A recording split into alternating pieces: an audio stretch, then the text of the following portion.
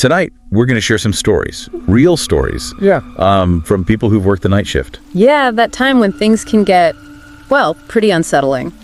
When most of the world is asleep. Exactly. These are first-hand accounts, things people actually experience. We've got 3 tales tonight, and they really show you what can happen out there in the dark. It's true, the night has a different feel. Darkness, quiet. It can make strange things feel even stranger. Okay, so this first one, it comes from someone who worked nights at a big storage warehouse. And this place was remote, like really isolated. That isolation is key, isn't it? Being far away from everything else. Definitely. Yeah. So picture this huge empty building, not much else around. Our storyteller was working alone for a week. Just standard stuff, breaking down shipments, Routine work, but in a very non-routine setting. Right. So one night they get there, empty parking lot as usual, except there's this car parked way off in a dark corner. No lights on, nobody around. Straight away, that feels wrong. Yeah, they said it felt really sketchy, just sitting there on private property. So they did the sensible thing, called the police. Good call. Police show up, check it out, car's empty. Eventually they have it towed away. Yeah. You'd think, okay, weird, but over now. You would hope so. But no. A little while later, bam! Yeah. Loud banging on the warehouse front door. Oh, wow. It's this guy. Looks totally exhausted, but also really agitated. Yeah. Angry, demanding his car back, yelling to be let in. And the worker's alone in there. Completely alone. They refused to open the door, obviously. The guy kept yelling for a bit, then finally left. But not before giving them this really strange, unsettling look. Just the look. That's creepy enough. But why was he so frantic about the car? Well, that's where it gets really dark. The police actually came back later. They came back, why? The tow company called them. While moving the car, they noticed something on the bumper. Dried blood. Blood? Oh, man. Yeah. So the police get a warrant, search the car properly, and they find more blood inside the trunk. In the trunk. Okay, this is bad. Their theory. The police suspected this guy had maybe planned to bury a body in the woods surrounding the warehouse, that isolated spot. And use the warehouse parking lot as a staging area, maybe. Horrifying. But here's the really chilling thing. They searched those woods thoroughly. Dogs, everything. Nothing. Nobody was ever found. And the man, he never came back for his car. Just vanished. Vanished. So it's completely unresolved. Completely. And that's what stuck with the storyteller. Working those night shifts afterwards, always wondering if he was still out there, if he might come back. That fear of the unknown. That lack of closure is terrifying. It leaves too much to the imagination, that constant looking over your shoulder feeling. Exactly. Okay, let's move to the next one. This story comes from someone doing rideshare and food delivery. Working late nights, trying to make extra money. Another job that often means being alone, late at night, in unfamiliar places. For sure. So one night, an order comes in. It's a delivery, but it's a long drive. Takes them to a part of town that, let's just say, didn't have the best reputation. They felt uneasy just driving there. That gut feeling again. You learn to pay attention to it in those situations. So they get to the address. Small house, kind of run down looking. They ring the bell, call the customer's phone. No answer. Standard procedure then? Leave the food. Yeah, leaves the food at the door, starts heading back to the car, and then bam! Front door flies open. Just like the last story. A woman comes running out, screaming, hysterical, saying her child inside isn't breathing, begging for help. Whoa! Okay, that's intense. Your instinct is to help. Absolutely. But almost immediately, something felt off to the driver, the woman's panic. Yeah. It started to seem, less convincing, like an act. The performance wasn't quite right. Yeah. So the driver, thinking fast, asks a simple question. Have you called 911? Good question. Logical next step in a real emergency. And the woman's reaction, her whole demeanor just shifted.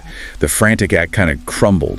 The driver said it felt like a crackhead having a mental breakdown, not a worried mother. That was their description. That's a huge red flag. The story wasn't holding up. Big time. That was the signal. Yeah. Get out. Now. The driver turned and hurried back to their car. Did the woman follow? Oh, yeah. Chased after them. Even tried grabbing the passenger door handle as they were getting in. No way. Trying to get in the car. Trying to get in. They managed to lock the doors and drive off fast. But as they pulled away, they looked back at the house. And this detail, it's chilling. What did they see? At an upstairs window, a large figure just standing there watching. Watching. Oh, that changes everything. It wasn't just the woman. Exactly, it felt planned. So once they were safe, the driver called 911. Police went to the house. And what did they find? The woman gave the police a totally different story. Said she just came out to give the driver a tip. A tip after screaming about her child? Yeah. That makes no sense. None. And the police confirmed.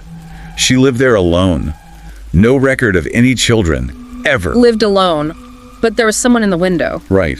The driver was left completely shaken, wondering what would have happened if they'd gone inside that house. What was the plan?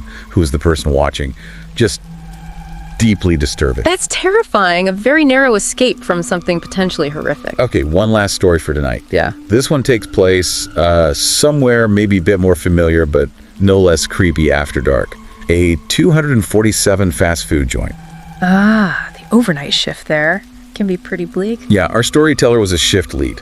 Said the work wasn't great, but sometimes the overnight shift was quiet. That's the only perk, really. Empty restaurant. Just them. A strange kind of solitude. So one night, it's quiet. Stormy outside, rain coming down.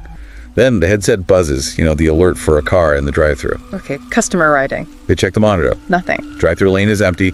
No cars in the lot at all. Just rain. Maybe a glitch. Storm could interfere. That's what they thought at first. Maybe the sensors were acting up because of the rain. But then it happened again. Beep, beep.